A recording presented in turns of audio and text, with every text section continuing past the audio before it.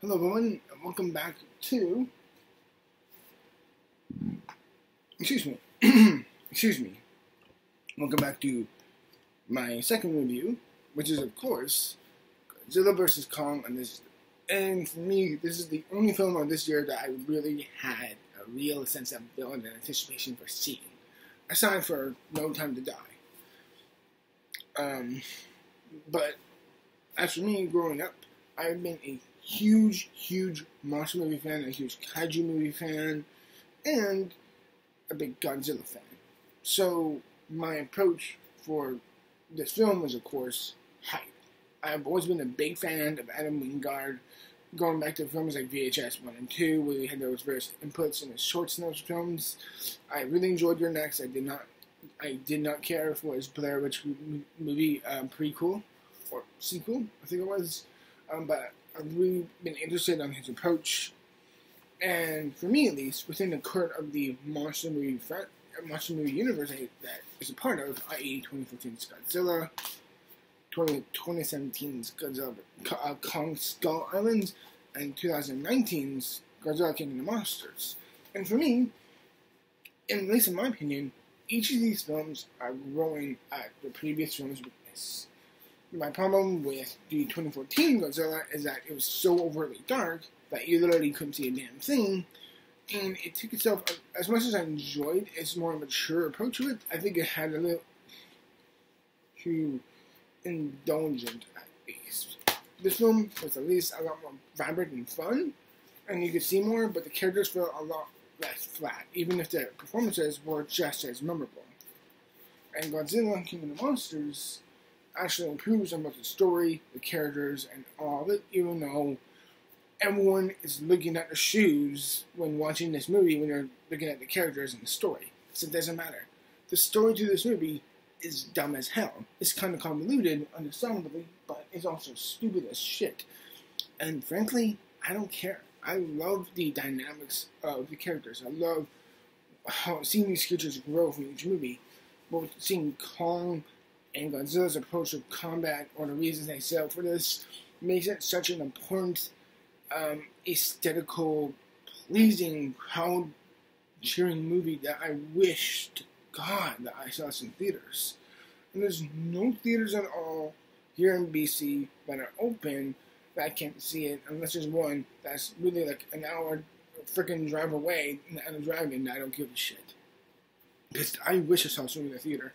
I wish I saw this in a packed theater with no COVID, because goddamn, this film would be much more beneficial if it was. And again, I'm not going to go too deep into the story or characters, because frankly, no one cares.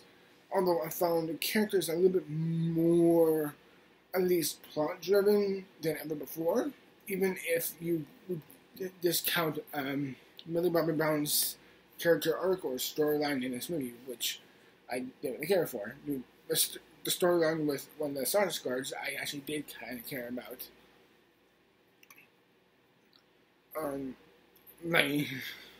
I felt like the writing this film, when it came to the characters and the ways they've written around these, both Godzilla and King Kong, makes it feel a little bit more odd, at the say the least. And the film, in truth, being titled Godzilla vs. Kong, feels more of a spiritual sequel to Kong Skull Island, which I understand. Because this one was following its main sequel with Godzilla King of the Monsters, so it's more appropriate for this film to take a side of Kong for that. And for the record, I'm Team Godzilla, if anyone wants to wonder. And again, I just love the visual approach, the incredible sense of scope, the directing, the weight, the action. I love seeing the actual action scenes develop. It feels like both Kong and Godzilla actually have a different perspective on combat and how to fight, being more intuitive or adaptable, or using their environments to certain factors. Or Godzilla always using this atomic breath, and King Kong's just like, nope, clamp on the jaws. No, don't. And then all that dynamics of the action, the visual effects, they're amazing. They are really, really amazing. Even if you don't like this movie, even if you aren't found these movies at all, the effects and the action are just astounding to watch. And I found them so breathtaking. And as a fan of this franchise, for me, that's why I love it. For me, this is my WWE.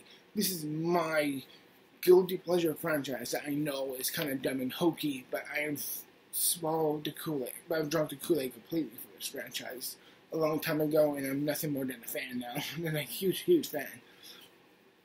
But aside from a lot of ass kissing from my end, the movie doesn't work, especially when it comes to its characters and the star writing, as a lot of it is still really flawed and dumb and needlessly complicated. And a lot of the characters don't feel as important and probably should be written around. But when a movie does focus on the visual effects, the story, the visual effects, the dynamics of the action, all these going forward, it feels great. I love, and for everyone, here's the thing. Everyone is talking about how amazing the third act is, and it is great. For me, the Sino action set is actually at sea, because I've never seen that before within these movies, and they do such an incredible breadth, the colorization, and the scope that it really takes. And while it may not be as presentably epic as 2014's Godzilla, it at least knows how to really capture the sense of wonder and fear that the creatures do strike into our hearts, as well as they put in awe and majesty and love and wonder, as kaiju monster films lovers have always had for these films. At least have always had for these films, to be more grammatical in this sense. That made no literal sense. Whatever. But my point is that it was such a fun, kick-ass, and thrilling ride to watch it on HBO for $25, in my opinion, was nothing short of worth it. But for me, I really enjoyed the hell out of this movie. I'm going to give it a 4 1/4 out of, again, my new rating system is out of 5 stars at least.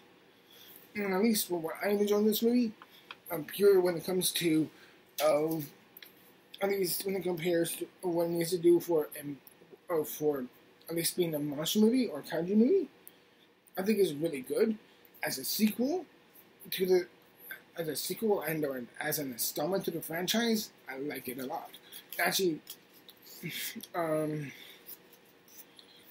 what does this movie do new? And I do think it utilizes both like set pieces and the characters a little more according than the other films before. What is this? Is this my favorite of the 4 films? No. For me personally, Godzilla King of the Monsters is my favorite of the 4. There's such a beauty and a spiritual love this movie has that Michael Dougherty had, that Adam Wingard brings a more 80s synth visual aid. Like Godzilla vs. Kong, for me, of these 4 films, is kind of like the Thor Ragnarok of these films. It's the most vibrant, it's the most fun, it's the most audacious, it's the most crowd-pleasing, and I love it for that. Where Godzilla King of the Monsters is my Infinity War of the series. It felt like it earned its hype.